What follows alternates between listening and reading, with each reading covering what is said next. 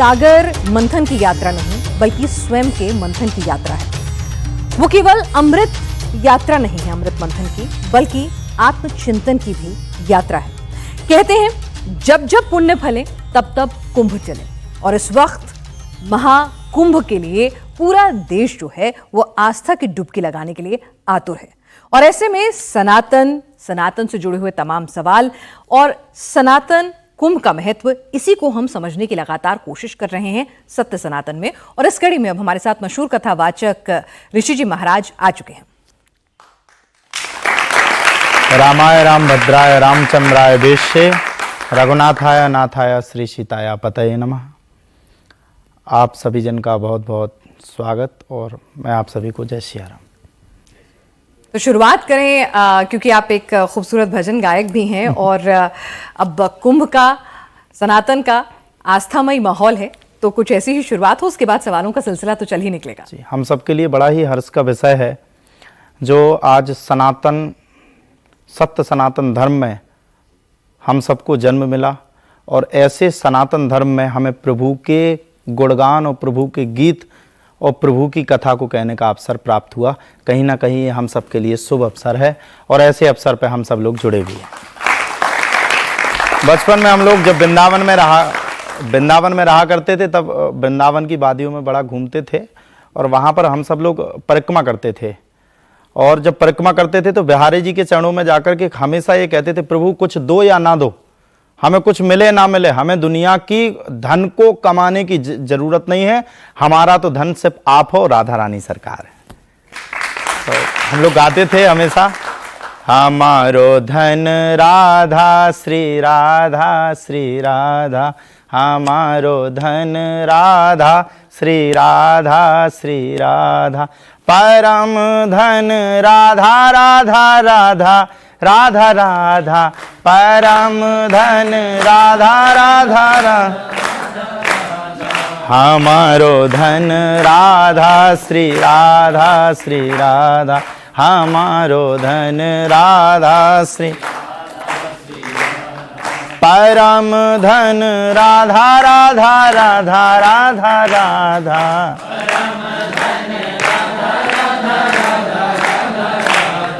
हमारो धन राधा श्री राधा, हमारो धन राधा श्री राधा, हमारो धन राधा श्री राधा। बहुत खूब। तो राधा नाम जप लिया है, तो अब कुंभ के महत्व को भी हम आपसे समझना चाहेंगे ऋषि महाराज जी। कुंभ, आखिर कुंभ जो है, कई लोगों के मन में सवाल होता है कि भाई इतने मीलों से लोग सफ़र करके आते हैं, हिंदू धर्म में आस्था रखने वाले लोग जो हैं विदेश से भी आते हैं बस एक डुबकी लगाने के लिए। लोग अपने जीवन की जमा पूंजी जो है वो जोड़ कर रखते हैं कि बस एक बार पूर्ण कुंभ में स्नान हो जाए। आखिर क्या महत्व है इसका? देखिए, जो हमने अपने संतों से सुना है, जो साधु संतों से सुना है, हम तो ज़्यादा विद्वान है नहीं, हम तो साधु संतों की चरणों की रज हैं, और हमने सुना है ये पूर्ण कुंभ है, महाकुंभ है, इसको महाकुंभ कहा गया। वैसे तो एक अर्ध कुंभ आता है 6 वर्ष में, और इसके बाद 12 वर्ष में आता है पूर्ण कुंभ, लेकिन ये है महाकुंभ। ये महाकुंभ जो हम 12 वर्ष में एक कुंभ करते हैं, ऐसे 12 कुंभ होने के बाद जो कुंभ आता है 144 वर्ष के बाद ये भारत में महाकुंभ आया है। और इस बार हम लोग बड़े भाग्यशाली हैं, महाकुंभ का स्वयं निरीक्षण हमारे रामलला सरकार अयोध्या में बैठ करके विराजमान होकर के कर रहे हैं। इसलिए ये पर्व, यह दिन, यह समय हमारे लिए बड़ा ही महत्वपूर्ण है। और जो लोग दर्शन करने के लिए आते हैं, जो लोग अपने जमा पूंजी से, आपने बताया, आते हैं, वो सब उस कुंभ की महिमा, संतों के प्रसाद को, और वहां पर जो कुंभ की अविरल धारा बह रही है, कहते हैं ना कि कण कण में ईश्वर है, उस कण कण के ईश्वर को दिव्य दर्शन करने के लिए वहां पर पधारते हैं, ऐसा हमारा मानना है। कुंभ और नारायण का क्या रिश्ता है? कुंभ और नारायण का सीधा सीधा रिश्ता ये है, हम तो सुने हैं कि समुद्र मंथन जब हुआ था तो कुंभ कलश था, ये जब निकला तो बूंदे, अमृत की बूंदे नासिक में, अपने हरिद्वार में, अपना उज्जैन में और प्रयागराज में, इससे कुंभ का नारायण से सीधा सीधा रास्ता है। भगवान ने सभी दैत्यों को जल पिला दिया और देवताओं को अमृत पिलाया, और वही बूंदें जाकर के इसमें आई। तो कुंभ और नारायण का इस प्रकार से रिश्ता संबंधित है।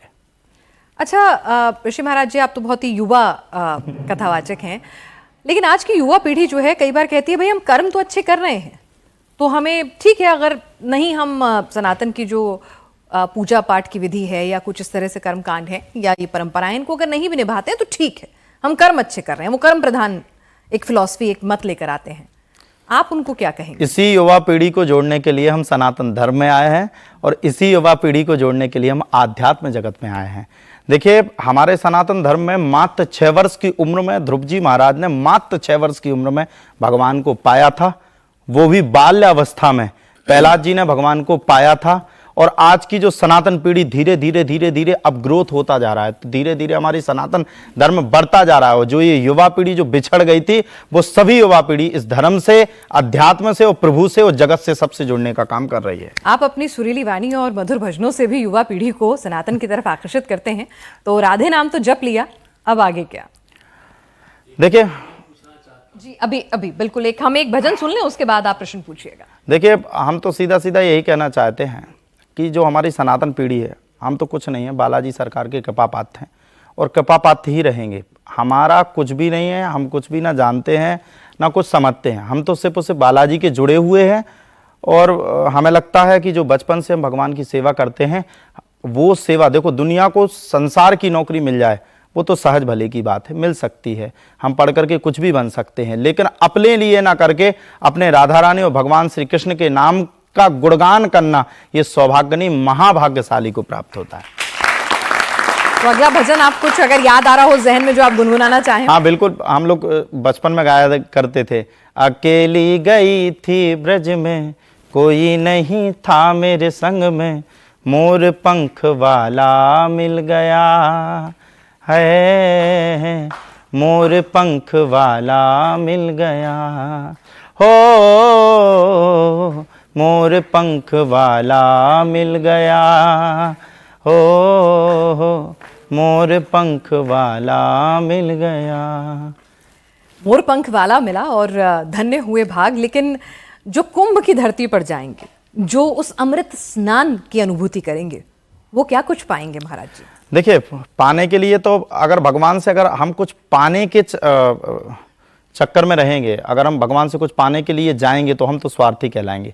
हम तो कलयुग है महाराज जी, क्या करें, सभी लोग कुछ कुछ पाने की इच्छा से ही जाते हैं। देखिए, पाना तो सबको है और भगवान देता भी सबको है। क्या एक पिता पुत्र को कुछ नहीं देता? क्या हमारे माता पिता ने हमें कुछ नहीं दिया? क्या हम इतने बड़े हो गए तो माता पिता ने हमारा भरण पोषण नहीं किया, या माता पिता ने हमें खड़ा नहीं किया? वो जगत का पिता है। जब हम आए थे तो क्या लेकर के आए थे? वो तो भगवान ने दिया ना, सबको निर्धारित किया, आप यहाँ तक पढ़ेंगे, ये करेंगे, वो करेंगे, तो ये सब भगवान की देन है। और भगवान ने तो उनको भी दिया जिनने कुछ नहीं मांगा, और जिनने कुछ नहीं मांगा उनको भरपूर दिया। सुदामा जी ने कुछ नहीं मांगा, भगवान ने ऐसा महल बनवा करके दिया कि वो कहीं ना कहीं द्वारकापुरी से भी अत्यंत सुंदर था। तो भगवान से पाने का विचार ना रख के हम यही कहना चाहेंगे, जो कुंभ में हमारे भाई युवा बहन जा रहे हैं, वो पाने का विचार ना रख करके अपने आप को गर्वान्वित महसूस करें। उस कुंभ में जाकर के अपने आप को गर्वता में महसूस करें कि हम सत्य सनातन धर्म में हमारा जन्म हुआ और हम हिंदू धर्म में आए, और यहां पर कुंभ में आकर के हम हिंदू और हिंदुत्वता और सनातन धर्म अपने देवी देवता को पहचानने का काम कर रहे हैं। महाराज जी, अच्छा विचार है कि निर्मोही भाव से आप जाएं और सिर्फ प्रेम के भाव से, आस्था के भाव से संगम में डुबकी लगाएं।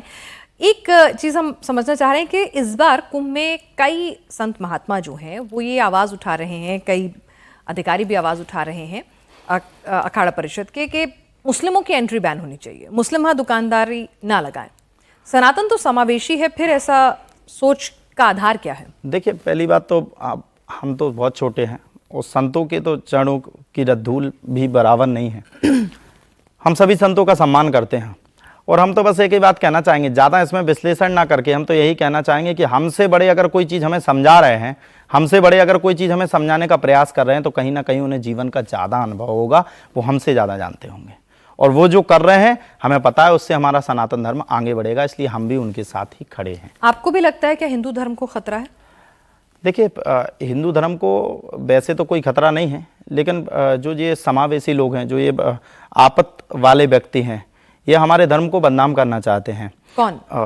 अब कई वर्ग भी हो सकते हैं, अब किसी व्यक्ति विशेष की टिप्पणी करें नहीं, तो मतलब कोई धर्म विशेष, कोई व्यक्ति विशेष। अब धर्म विशेष के लिए तो ऐसा है कि सनातन धर्म तो एक सबसे बड़ी जड़ है, और जड़ को देखो, पेड़ को तो काट सकते, जड़ को कभी नहीं काट सकते। पेड़ को काट करके अलग कर दोगे, और जब काट करके अलग करोगे तो कुछ दिन में पीक जरूर फूट जाएगा, और पीक फूटेगा तो पेड़ फिर से खड़ा हो जाएगा। इसलिए ये तो जड़ है, और अगर कोई इसे क्षति पहुंचाना चाहता है तो हमें लगता है वो उस क्षति से पहले अपने आप को क्षति हमेशा पहुंचाएगा। और बात हिंदू या मुस्लिम की हो तो हम तो किसी का विरोध नहीं करते, लेकिन हम एक बात कहना चाहते हैं। अब हमने भी सुना था डिबेट पे, हमारी जब कथा चल रही थी कि वो क्या बोलते, कोई नहीं जाएगा, हिंदू के अलावा कोई नहीं लगाएगा।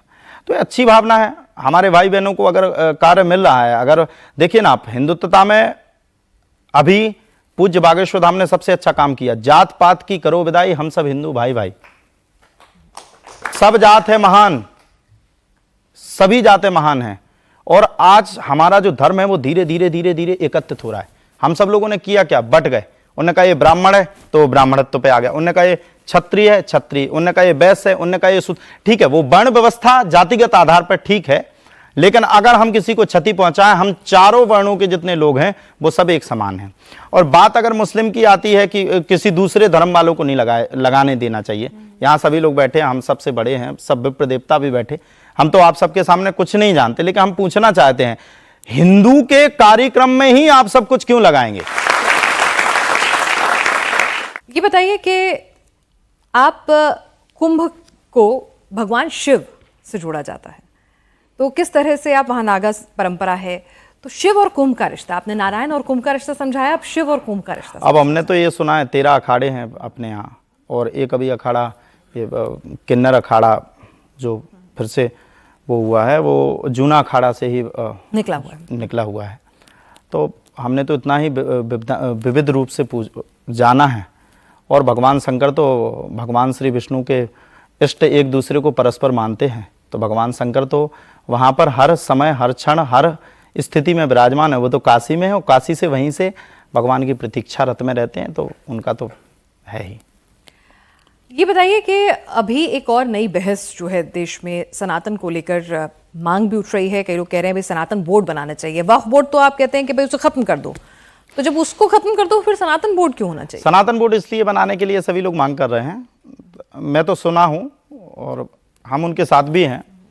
पूज्य देवकीनंदन जी ने अभी धर्म संसद शायद दिल्ली में की थी, और सनातन बोर्ड बनाने का सबसे मुख्य आधार एक ही है कि सनातन बोर्ड बना करके हम अपने धर्म की रक्षा कर सकें, हम अपने मंदिर की रक्षा कर सकें, और हम अपने मंदिर को, अपने सनातन धर्म को और सभी विप्र ब्राह्मण बालकों को आगे बढ़ा तो देश में कानून व्यवस्था है, सरकारें हैं, और हिंदू विचारधारा की सरकारें हैं, तो वो भी तो रक्षा करने में सक्षम है। तो अपनी मांग है, अगर सनातन बोर्ड बनता है तो उसमें कहीं ना कहीं तो अगर सनातन बोर्ड बन जाए तो वक्फ बोर्ड बना चालू रह सकता है। अब इसके लिए तो वही टिप्पणी कर सकते हैं, हम इस विषय में नहीं बता सकते हैं आप सबको। अच्छा, ये बताइए कि हमारा तो बस इतना मानना है कि सनातन बोर्ड बनना चाहिए, अच्छी बात है अगर सनातन बोर्ड बनता है। अगर वक्फ बोर्ड इतने दिन से बन सकता है, बहन जी, सामने वाले को 5 रोटी मिल गई, हमें 2 ही रोटी में संतुष्टि मिले, ये तो नहीं हो सकता ना। 5 रोटी वो पा रहे हैं तो हमें भी 4 ही मिल जाए, 5 नहीं मिले। अगर इतने दिन से उनने वक्फ बोर्ड चलाया है, अगर सनातन बोर्ड मंगाते हैं तो इसमें क्या हर्ज है, मिल जाना चाहिए। हम लोग सनातन की रक्षा करेंगे, ये मेरा व्यक्तिगत मानना है। ठीक है, सनातन खतरे में कैसे है, कहाँ से खतरे में, बताइए ना। ऐसा तो नहीं लगता सनातन अब खतरे में रहेगा। पहले नहीं, तो अभी खतरे में आपको कैसे लगता है कि हिंदू धर्म को बचाना है, हिंदुओं को बचाना है, सनातन को बचाना है? देखिए, पहले जो लोगों को भ्रमित किया गया था, जैसे हमारे कई हिंदू भाई बहनों को भ्रमित किया गया था, अभी हमारे संतों ने उन्हें जगाया है, धर्म परिवर्तन करके हमारे लोगों को दूसरे धर्म में ले जाया गया था। अभी ऐसी कृपा हुई है, पूज्य बागेश्वर धाम जो अलौकिक दिव्य शक्ति के रूप में हम सबके बीच में उपस्थित हुए, और उन्होंने पूरे देश में परचम बनाया। तो कहा जाता है, जब जब होए धर्म की हानि, बाणी असुर अधर्म अभिमानी, तब तब धरे प्रभु विविध शरीरा, हरे कृपा ने सज्जन पीरा। जब जब धर्म अधर्म जब धर्म पे बढ़ता है, तब भगवान विविध शरीर लेते हैं, और विविध शरीर लेकर के भगवान दुष्टों का विनाश करते हैं। लेकिन अभी इतने बड़े कोई डेंजर दुष्ट नहीं है। अभी तो ऋषि कृष्ण और बड़े बड़े जितने संत महात्मा आए हैं, उन सबको अपने धर्म की रक्षा करने का पूर्ण योगदान है और अपने धर्म को बचाने के लिए ही हम सब लोग इस मार्ग पर प्रशस्त हुए हैं और अपने धर्म को पूरी ताकत के साथ बचाएंगे और धर्म की रक्षा करेंगे। जो हमारी रक्षा करता है हम उसकी रक्षा करेंगे, है ना। चलिए आप कुछ सवाल लेना चाह रहे थे ना जी, मैं आपको 1 मिनट माइक देती हूँ जी, पास ऑन। हाँ, कृपया ध्यान दीजिए। सवाल पूछिए सर। कुछ नीति की बात एक बता करके एक आध दो फिर अपने प्रश्नों को रखेंगे। प्रत्येक को अपनी ही उन्नति से संतुष्ट नहीं रहना चाहिए, सबकी उन्नति में अपनी उन्नति समझनी चाहिए जी।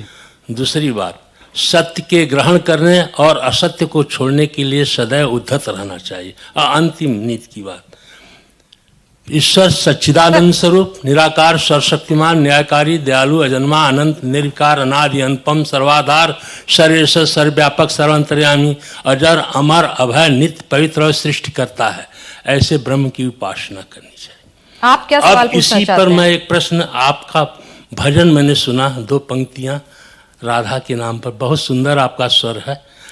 राधा तो नहीं, आपका सवाल क्या है सर? वक्त की कमी है, नहीं तो हाँ इसी पूछिए। प्रश्न पर है कि राधा जो है यशोदा माता की भाई थे, अरे बहू थी, क्योंकि रायाण जो है यशोदा माँ के भाई थे और उनसे उनका रिश्ता हुआ था। जो अखिल ब्रह्मांड का स्वामी है उसकी आराधना उपासना से सर सवाल, सर सवाल प्रश्न ही, हाँ सर सवाल, सर वक्त की कमी नहीं तो मुझे आपको बीच में टोकना पड़ेगा, मैं माफी चाहूंगी। ठीक है, तो बताइए आप चारों धाम की स्थापना कब की, किसने की और क्यों की? और दूसरी बात, चलिए ठीक है सर, वक्त की कमी है महाराज जी, तो मैं चाहूंगी कार्यक्रम को हम आपके किसी सुरमई भजन के साथ ही प्रभु का नाम लेते हुए भी इसको समापन हमारे करें। परम पूज्य ने हमसे बड़े हैं, इन्हें प्रश्न किया है। हमने तो सुना है कि आदि गुरु शंकराचार्य भगवान जो हमारे हुए हैं, उन्होंने 4 आदि गुरु शंकराचार्य हमारे सनातन धर्म में हैं और उन्हीं के द्वारा ये चारों जगह की स्थापना की गई। और मैं आपसे कहना चाहूंगा, मैं आपके डिबेट के माध्यम से आपके इसलिए की है, हमारा धर्म संस्करण सब कुछ अच्छा शुद्ध अवस्थित रहे, उसके लिए की है। हम तो सुने हैं, अब हम आपके सर मैं चाहूंगी बस आप आखिर में कोई अपना भजन सुना दे, वक्त की कमी है, मैं माफी चाहूंगी, तो इसलिए हम अपना कार्यक्रम का समापन जो है वो ईश्वर को याद करते हुए ही करना चाहते हैं। राधा रानी तेरी नौकरी सबसे बढ़िया है सबसे करी, हो राधा रानी तेरी नौकरी